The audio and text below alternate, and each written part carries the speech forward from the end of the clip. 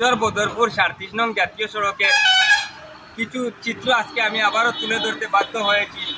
অল্প কিছুদিন পূর্বে এই বদরপুর ৩৭ নং জাতীয় সড়কের কালীনগর অংশের একটি দৃশ্য আমি তুলে ধরেছিলাম।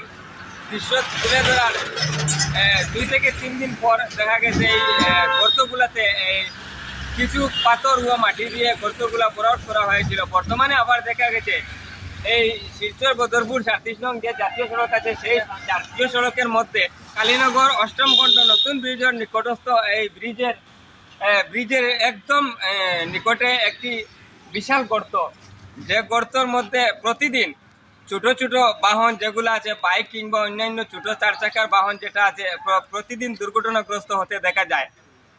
স্থানীয় জনগণ ও স্থানীয় যে চালক যারা আছেন তারা অল্প কিছুক্ষণ আগে দেখেছিলাম এখানের মধ্যে গাছের ডাল কিংবা অন্যান্য জিনিস দিয়ে গর্তের মধ্যে রেখেছিলেন, কিন্তু এই গাড়ি বর্তমানে এই গর্তের উপর দিয়ে যাতায়াত করতে করতে এগুলা বর্তমানে সরে গিয়েছে। তাই আমি বর্তমান হাইলাকান্দির জেলাশাসক ও কাছাড়ের জেলাশাসকের দৃষ্টি আকর্ষণ করে বলছি, ইতিমধ্যে এই রাস্তার যে গর্তগুলো আছে সেই গর্তগুলা ভরা আউট করে মানে রাস্তাটি মেরামত করার জন্য বিনম্র অনুরোধ করছি। কারণ বর্তমানে একটি স্কুটি এই গর্তের মধ্যে পড়েছিল, এখন বর্তমান দৃশ্য আর গাড়ি বর্তমানে চলাচল করে এই রাস্তার উপর দিয়ে গাড়িওয়ালা হঠাৎ করে এই গর্তগুলো নিয়ন্ত্রণ করতে পারে না বা দেখতে পায় না, হঠাৎ করে এই গর্তগুলো ঠিক রাস্তার মধ্যে থাকে। তাই আমি জেলাশাসকের দৃষ্টি আকর্ষণ করে রাস্তার কন্ট্রাক্টরের দৃষ্টি আকর্ষণ করে বলছি, এই বদরপুর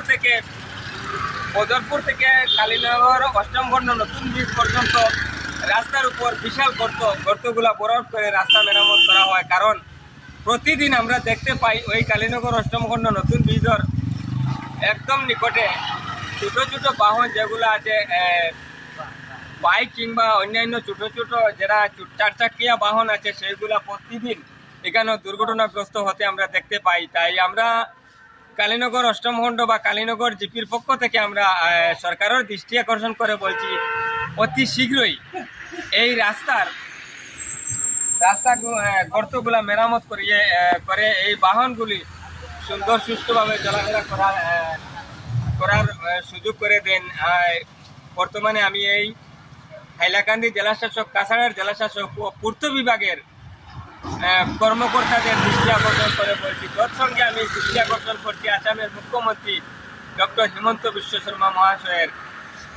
কারণ কিছুদিন পূর্বে একটি আমি ভিডিও করেছিলাম, কালীনগর হসপিটালের নিকটস্থ একটি গর্তর দৃশ্য তুলে ধরেছিলাম। সেই গর্তর দৃশ্য তুলে ধরার ২ থেকে ৩ দিনের মধ্যে সেই রাস্তার মেরামত করা হয়েছে। তাই আমরা আশাবাদী এই কালীনগর অষ্টম খণ্ডের যে গর্ত আছে, এই নতুন ব্রিজের নিকটস্থ যে গর্ত আছে সেই গর্তটি অতি শীঘ্রই মেরামত করা হবে। আমি পূর্ত বিভাগের কর্মকর্তা যারা আছেন এবং হাইলাকান্দি জেলাশাসক, কাছাড়ের জেলাশাসক ও আসামের মুখ্যমন্ত্রী দৃষ্টি আকর্ষণ যাতে অতি শীঘ্রই এই রাস্তাটি মেরামত করা হয়। ধন্যবাদ, নমস্কার। আমার এই ভিডিওটি যেখান থেকে দেখবেন অতি শীঘ্রই শেয়ার করবেন, ফলো করবেন, কমেন্টের মাধ্যমে ভিডিওটি কী হয়েছে আপনারা মতামত জানাবেন।